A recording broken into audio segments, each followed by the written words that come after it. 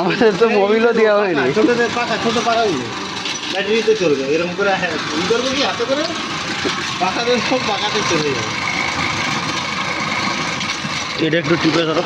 এই তো এরকম হালকা হাওয়া গেলে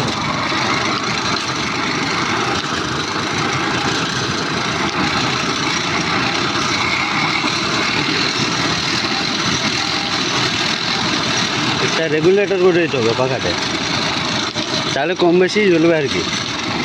একইভাবে জ্বলবে, আবার কম বেশি তো। হ্যাঁ, রেগুলেটর করে দিলে যেমন হালকা আঁচের দরকার, অনেকক্ষণ জ্বলবে যাবে। 2-3 মাল দিয়েছি, এখন জ্বলিয়ে যাবে।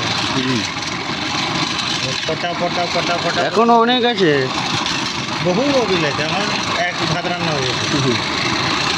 এটা শেষ হতে আধ ঘন্টা লেগে যাবে। আগুনটাকে কতটা তাপ দেবো? ভালোই তা পাইবে।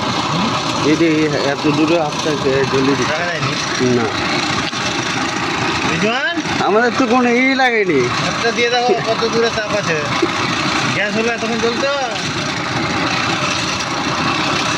ভাত রান্না হবে তো? না হবে নি। ভাইবে এখন মোবিল পড়েনি, ভাইবে মোবিল তো আস্তে আস্তে এক ফোঁটা এক চিপি দিয়েছি, 2 চিপি। যেমন ভাত খিচুড়ি রান্না হয়ে যাবে 2 চিপিতে। সিদ্ধগুলো বড়টাও কাজ আছে, আগুনটা বেশি হচ্ছে। লিখে যাবে কি লিখে যাবো? অনেক মোবিল আছে।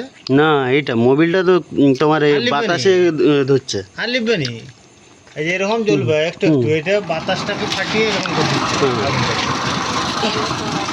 হ্যাঁ, নাহলে না হাওয়া করলে কিছু আগুনটার দাম নেই। কিছুই নেই। পাখা লাগিয়ে দিতে হবে, পাখা লাগাবো তো।